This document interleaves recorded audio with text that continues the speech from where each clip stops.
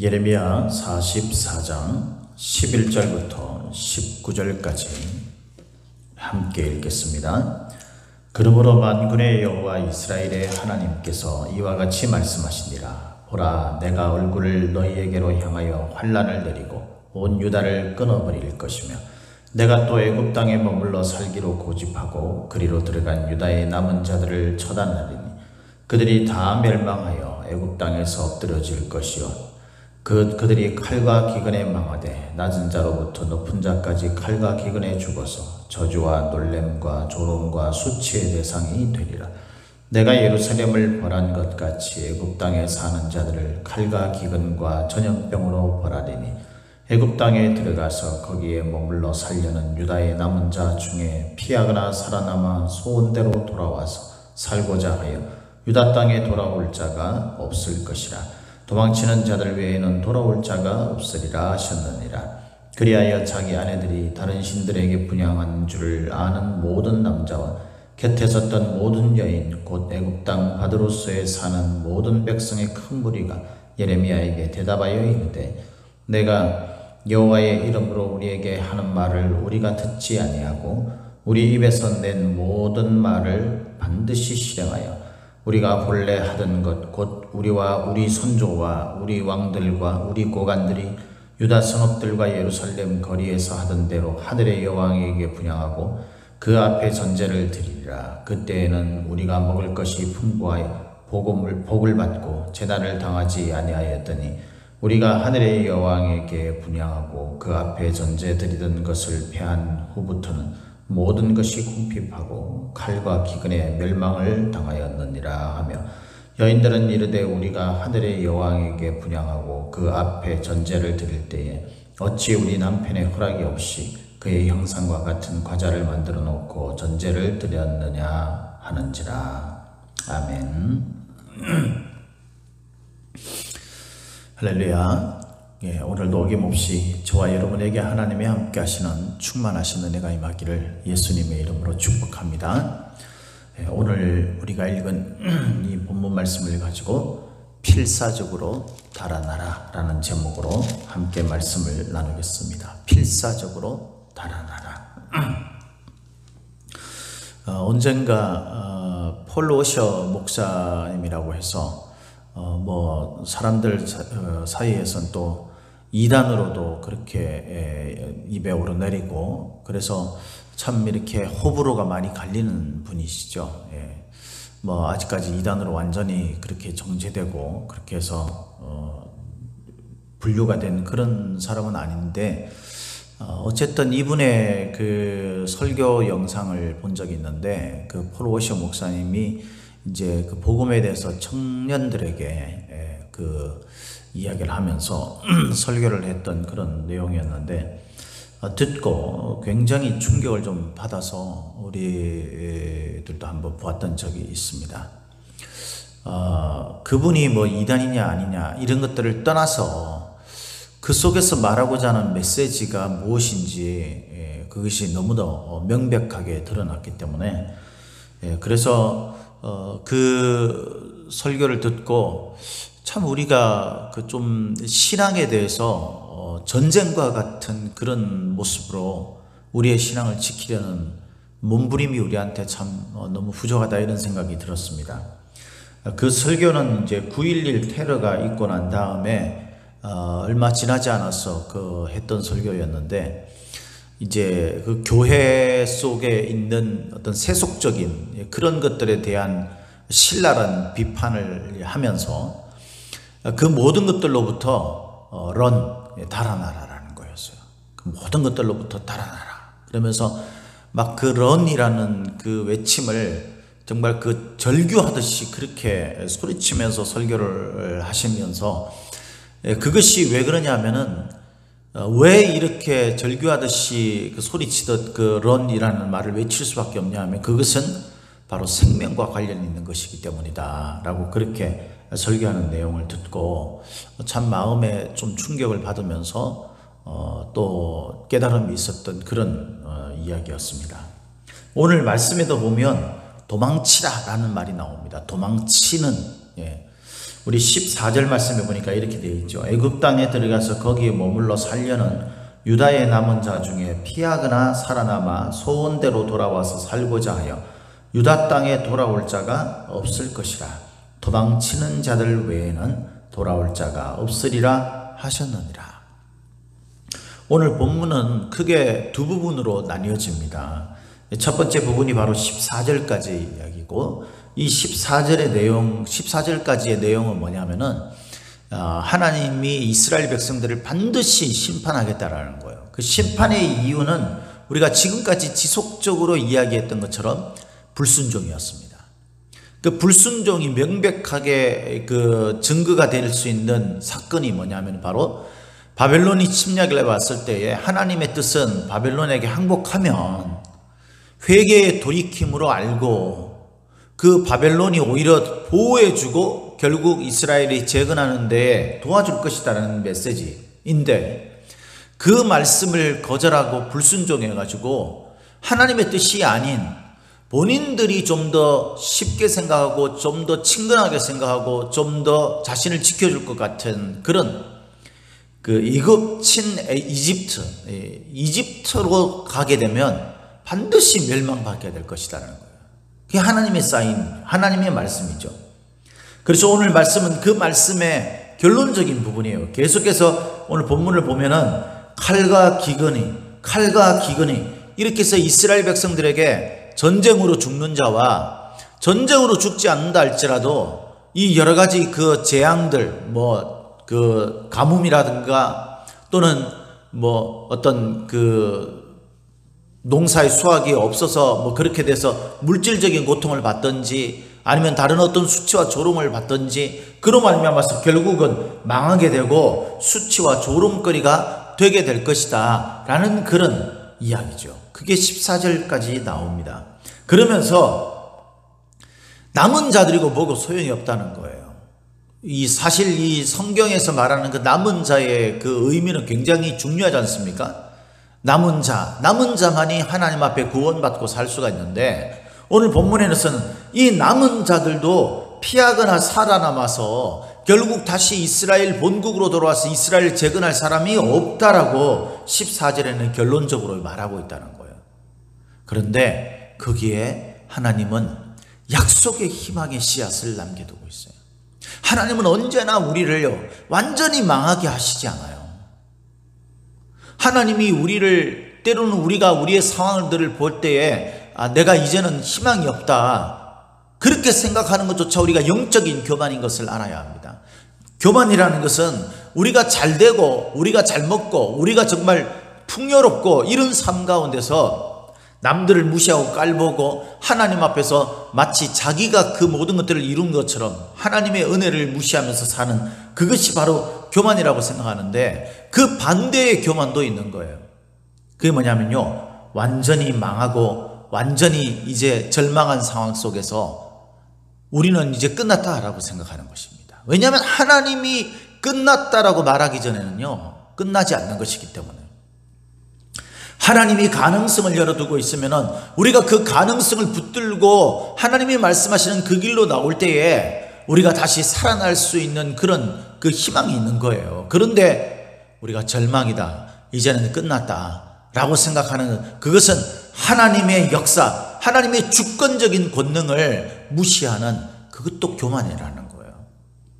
지금 이 이스라엘 백성들에게는 이런 교만이 팽배해 있어서 자신들이 이제 죽을 상황이 됐을 때 하나님에게 더 이상 기대할 것이 없다라고 생각하는 것, 그리고 자신들이 좀 더 풍요로운 삶을 살 때에는요 하나님이 자신들에게 은혜를 베풀었기 때문이라는 사실을 잊어버리고 자신들의 힘이나 자신들이 의지했던 것이나 심지어는 하나님이 이 외의 우상들, 그것들로부터 자신이 어떤 것을, 이 모든 상황들, 이 풍요로움을 얻었다고 생각하는 그런 상태에 있는 것이 바로 이스라엘 백성들이라는, 그러니까 살아남을 자가 없는 거죠. 하나님 앞에서는.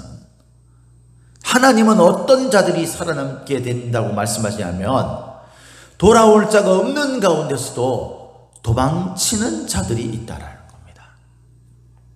14절에는 절망적인 하나님의 그 심판에 대한 최종적 선언을 하시면서 절망적인 이 말씀 가운데서 희망의 씨앗을 남겨두고 있는 거예요. 그게 뭐냐면 도망치는 자들. 도망치는 자들 외에는 돌아올 자가 없으리라 라는 이 절망적인, 돌아올 자가 없으리라 라는 이 절망적인 선언, 그 속에 도망치는 자들은 예외가 된다라는 거예요. 도망쳐야 되는 거예요. 도망쳐야 되는 거예요. 무엇으로부터 도망쳐야 되는 것입니까?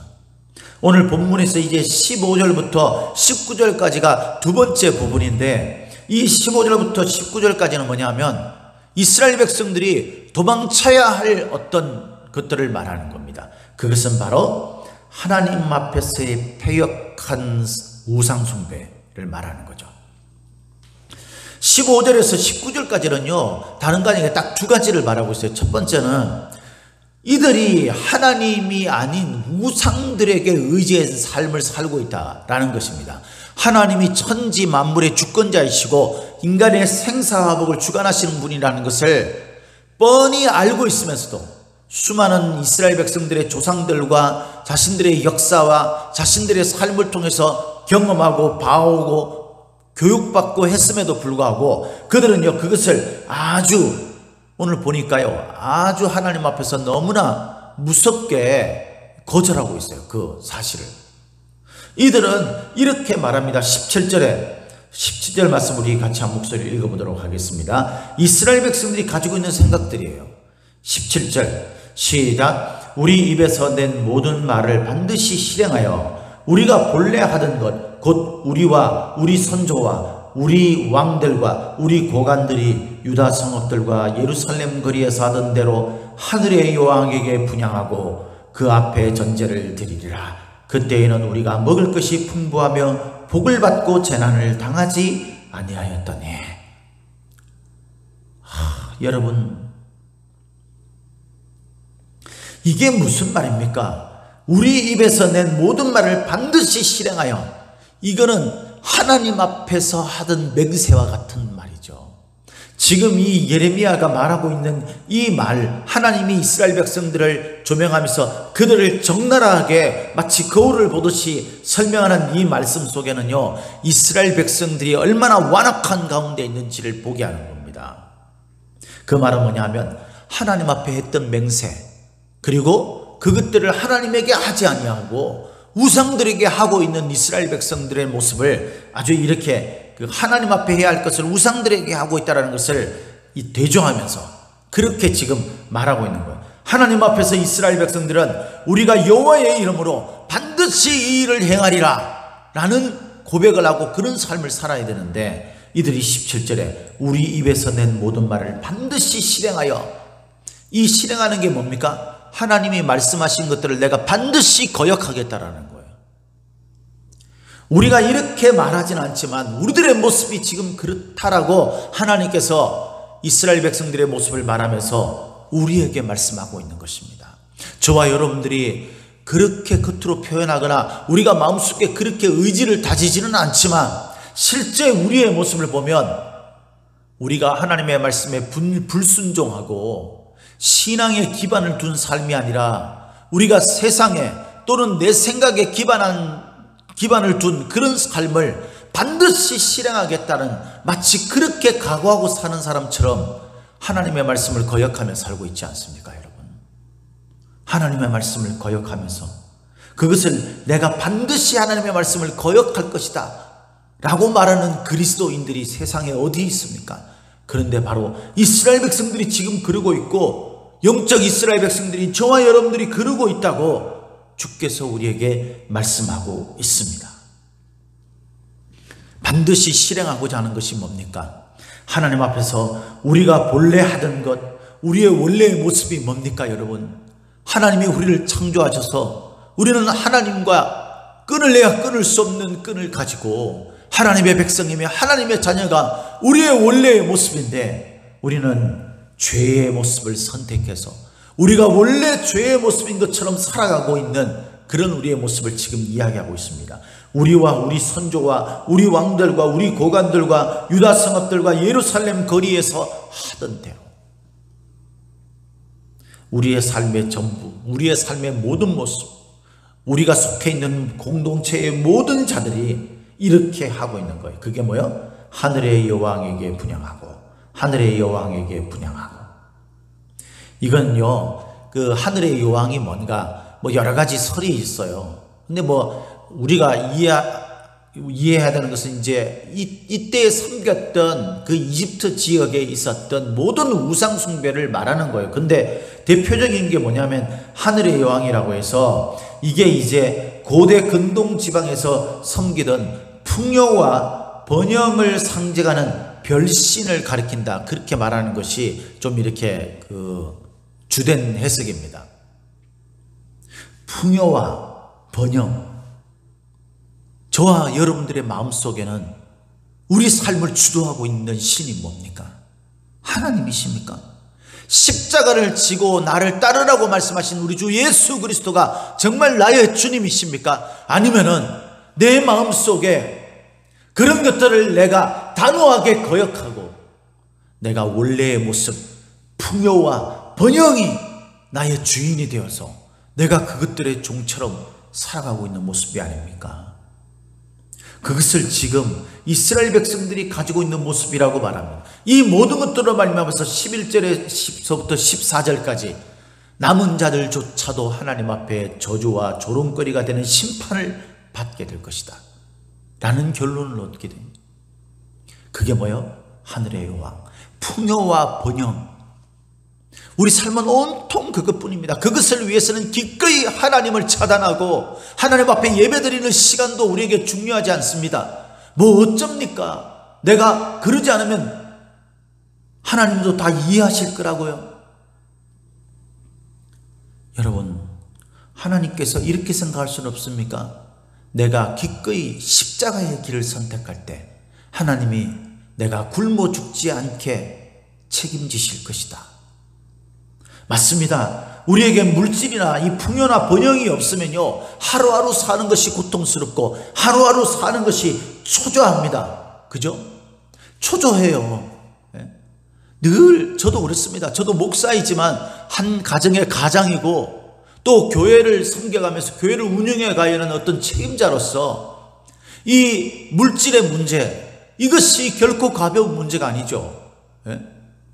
온통 그런 생각뿐이에요. 제가 여러분들에게도 한번 고백한 적이 있지만은요, 한 달이 있으면 한 달의 기간 동안 살아가면서 월말이 되어가면요, 막 머리가 지끈지끈 아픕니다. 막. 그때부터는 너무 막 심란하고 마음이 힘들어요. 초조하고 불안하고.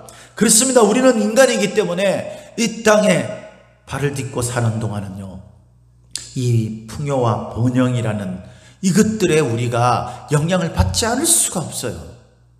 그러나 여러분, 그것이 불순종의 길이라는 것을 알아야 합니다. 우리가 이것들에 영향을 받지 않는다는 것이 어떻게 우리 인간으로서 그런 것이 가능하겠어요?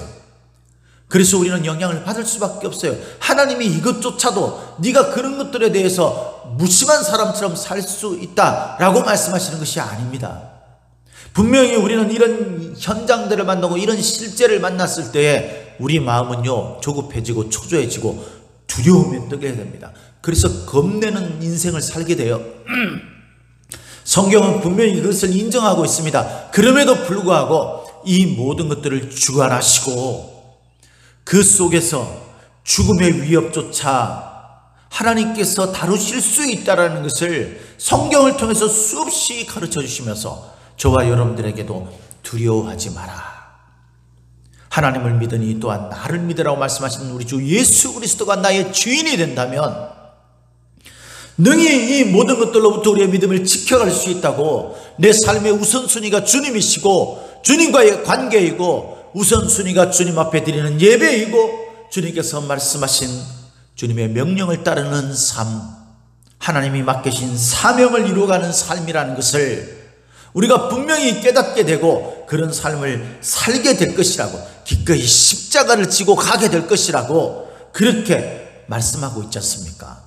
우리가 그렇게 할 수 있다는 거예요. 그런데 이들은 어떤 선택을 합니까? 우리는 내가 단호하게 하나님의 말씀을 거역하는 삶을, 풍요와 번영을 선택하는 삶을 살겠다라고 그렇게 말하고 있어요. 저와 여러분들도 이런 삶을 살겠다라고 지금 살아가고 있지 않느냐 이 말입니다. 그러면서 뭐라고 해야 합니까? 정말 충격적인 말을 합니다. 지금까지 하나님께서 이스라엘 백성들을 먹이시고 입히시고 출애굽에서 광야의 시간 동안에도 하나님께서 불기둥 구름기둥으로 만나와 메추라기로 하나님께서는 그 옷이 해지지 않는 것들로 먹을 것, 입을 것, 잠잘 것 수많은 순간 도우시고 역사하셨어요. 원수들의 공격에도 하나님이 보호하시고 지켜주셨죠. 이집트로 출애굽해서, 그런데 이스라엘 백성들이 다시 이집트로 돌아가서 이렇게 말합니다. 17절 하반절에 보니까 하늘의 여왕에게 분향하고 그 앞에 전제를 드리리라. 전제는 하나님 앞에 드렸던 제사의 방법 가운데 하나죠. 부어서 드리는 거예요. 부어서 이렇게 부어서 액체를 부어서 드리는, 제단에다가 부어, 그게 전제예요. 그런데 이 하나님 앞에 드렸던 전제의 제사법과 똑같은 제사법을 하늘의 여왕에게 드리겠다고 이야기하는 거예요. 이게 얼마나 패역한 모습이에요. 우리가 하나님 앞에 예배를 드리고 우리가 하나님 앞에 헌금을 하고 우리가 하나님 앞에 사역을 감당하고 봉사를 감당하고 이 모든 것들을 하나님 앞에 하겠다고 했던 우리의 신앙 고백이 있었는데, 지금 저와 여러분들은요 그것들을 온통 다른 곳에다가 쏟고 있지 않습니까? 우리의 예배드리는 시간, 우리가 하나님 앞에 드려야 할 헌금, 우리가 하나님 앞에 몸을 드리고 우리의 노력을 드리고 봉사를 드려야 될 그 모든 시간들을, 그 모든 노력들을 다른 것에 드리고 있지 않습니까, 여러분? 그러면서 이렇게 말하죠. 그때에는 우리가 먹을 것이 풍부하며 복을 받고 재난을 당하지 아니하여야 돼. 이게 무슨 말입니까? 하나님을 믿고 섬기는 것이 아니라 하늘의 여왕에게 이들이 이렇게 제사를 드리고 그렇게 할 때에 자기들이 먹을 것, 이런 것들이 모든 풍부함이 있었고요, 재난이 없었대요. 세상에 이런 고백이 어디 있습니까? 하나님 때문에 이 모든 것들이 없어졌는데, 근데 이제 하나님 뜻을 따르는 이 사람들은 다불이 언제를 겨냥해서 하는 말이냐면요, 요시야 왕의 그 부흥 개혁 있잖아요.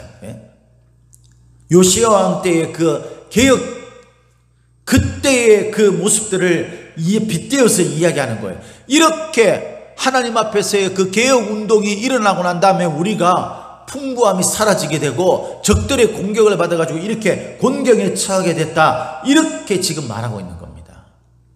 어떤 사람들은 그렇게 말하는 거 실제로 제가 들은 적이 있어요. 내가 교회 안 다닐 때는 편안하게 살았는데 교회에 나오니까 나에게 이런 일들이 막 생기고 어려운 일이 생기고 그런다. 여러분, 저와 여러분들에게 근본적으로 영적인 것에 우리의 우선순위가 없기 때문에 이런 이야기가 있는 거예요.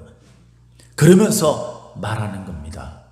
하나님 앞에 달아나야 하는 자들, 어디로부터 우리가 달아나고 있는지를 봐야 돼요. 우리가 하나님으로부터, 하나님 품 안에 있었던, 하나님 앞에 예배를 드리고 주께서 말씀하신 명령대로 주의 십자가를 지고 가던 삶을 우리가 내던지고 우리가 하나님의 품 안에서 달아나려고 지금 하고 있습니까? 사랑하는 성도 여러분, 오늘 말씀을 통해서 하나님이 저와 여러분들에게 세상에 너희들이 풍요와 번영을 쫓아서 살았던 삶으로부터 달아나야 한다, 필사적으로 달아나야 한다라고 말씀하고 있는 겁니다. 도망치는 자 외에는 남은 자고 뭐고 한 명도 없을 것이라고 말씀하고 있는 거예요. 유일하게 도망치는 자들만, 그 풍요와 번영으로부터 도망치십시오. 달아나십시오. 여러분, 필사적으로 달아나야 돼요. 세상 사람들과 비교하면서 살다 보면 우리가 거기에 계속 끌려가게 돼 있어요. 그것으로부터 여러분 영적 싸움인 줄 알고 필사적으로 달아나셔야 합니다. 또 내 마음을 미혹하는 것들이 있습니까? 필사적으로 달아나십시오. 시간을 미루지 마시고 속히 달아나십시오. 믿음의 울타리, 하나님의 품으로 들어가야 합니다. 그것으로 가야 합니다. 사랑하는 성도 여러분, 오늘도 저와 여러분들이 예레미야 선지자를 통해서 말씀하시는 하나님의 말씀대로 저와 여러분들이 마음을 두고 살았던 하나님 이외의 것들로부터 필사적이고 속히 달아나서 우리가 주님의 품 안에 들어가 그곳에서 우리가 십자가를 지고 가는 삶이 된다 할지라도 기꺼이 그러므로 말미암아 생명으로 나아가는, 마침내 하나님께서 진정한 풍요와 번영을 주시는 하나님의 은혜의 품으로 나아가시는 저와 여러분들이 되시기를 예수님의 이름으로 축복합니다. 축복합니다.